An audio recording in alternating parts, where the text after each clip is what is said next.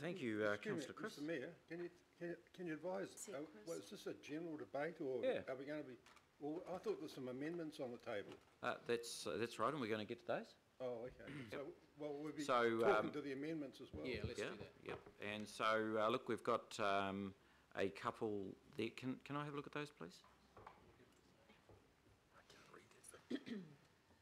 Please. Up.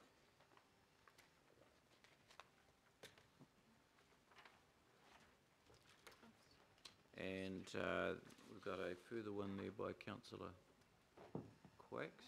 Yeah, I'll second that.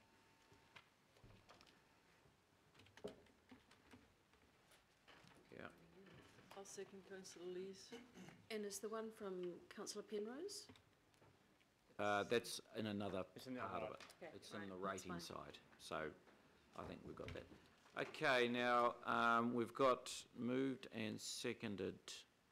I think the best idea now is to get Councillor Clow in to talk to his, and then Councillor Quacks can talk to his, and then Councillor Michael probably doesn't need to talk to his. I think it's pretty self-explanatory.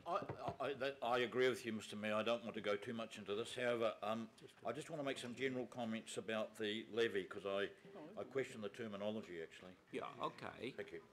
So we'll have Councillor Ross first. It's going to be covered off by the Thank you, councillors. Over the last few days, I've been putting up an alternative, and it's been my workings and my sums, and I apologise that I don't have the resources of the Mayor's office to provide you a worksheet any quicker than what I've just provided to you today. So I think you've all got in front of you a worksheet which explains where I'm coming from. I am supportive of a levy.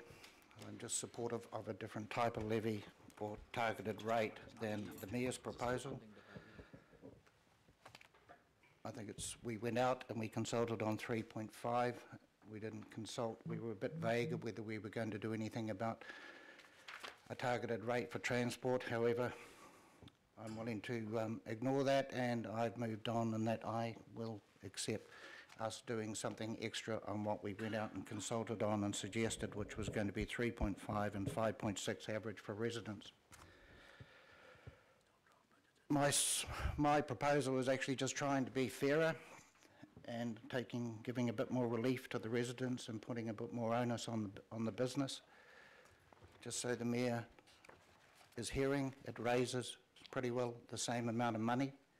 There is no breaching of our interest to revenue target, but it's just less regressive.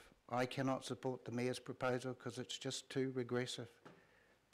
It really does hit the poor quite badly, the less well off, those living in less wealthy homes.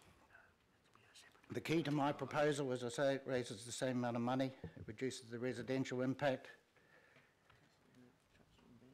The fact it's part capital and part fixed means it's actually less regressive both for residential and actually for the businesses. The business will pay more, but the way I've structured it is it will be back on capital value, so the dairy will pay a lot less than Fonterra. Under the Mayor's proposal, the dairy and Fonterra pay the same amount.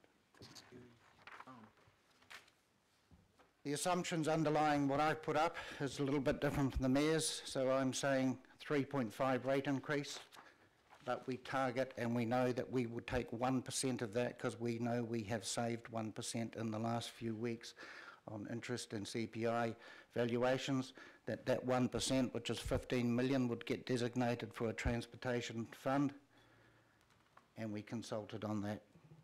I'm saying the business differential modelling would be based on 33%, which is where it sits exactly at the moment, and the UAGC will not change. The way I've done the transport targeted rate, it will raise 51 million, so if you add that with the 15 million from the 1% extra on the rates, you're getting to 56 million. That compares to 61 million that the Mayor's proposal is for the first year.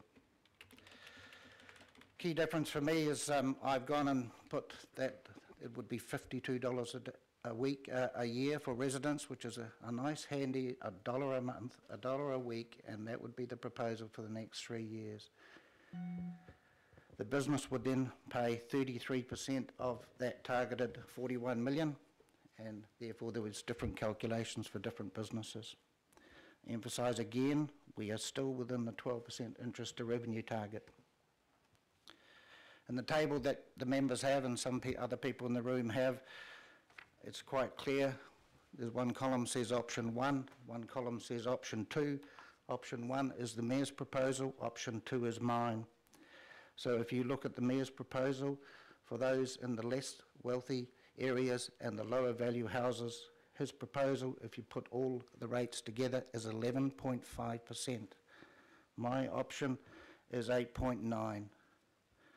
If you go to the other extreme of a property at 1.5 million, the Mayor's proposal is 7.1%, and yes, my proposal actually brings that down as well. Both scenarios are regressive, but mine is a lot less regressive than the Mayor's proposal. It's inevitable, it will be regressive when we have a fixed charge of 52 or 99, whatever that makes any sort of system or any change we have regressive. We can't avoid that. I should just emphasise also that these figures of mine have been checked and run over by the finance team of Matthew, Walker, Ross,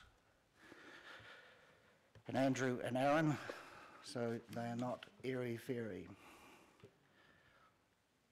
As we discussed over the last few days, you know, when it comes to actually us trying to play around with this, we can do three things when it comes to affecting the rate. We've got three levers we can pull, and those three levers are the rates themselves.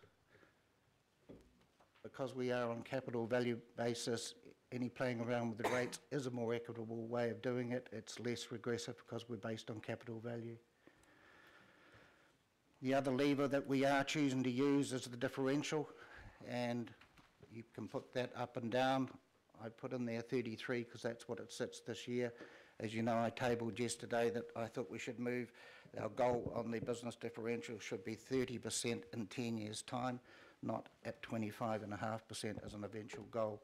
That is loud and clear. That came through in the consultation, and I was actually a bit surprised, but the public were very, very strong in saying, why should business get off with a better deal than they're already getting? So it seems a pretty clear message there that we need to just tighten that, hence my stressing that I'm happy to move to a target of 30 instead of a target of 25.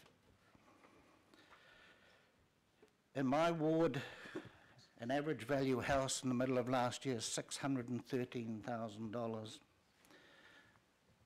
That is a 41% rise in the valuations. I think it's second or third highest of any ward after Mount Albert Eden, Mangakiki. Very, very high. On that scenario, Len's residential rate increase in my ward on 613,000 would be 10.6.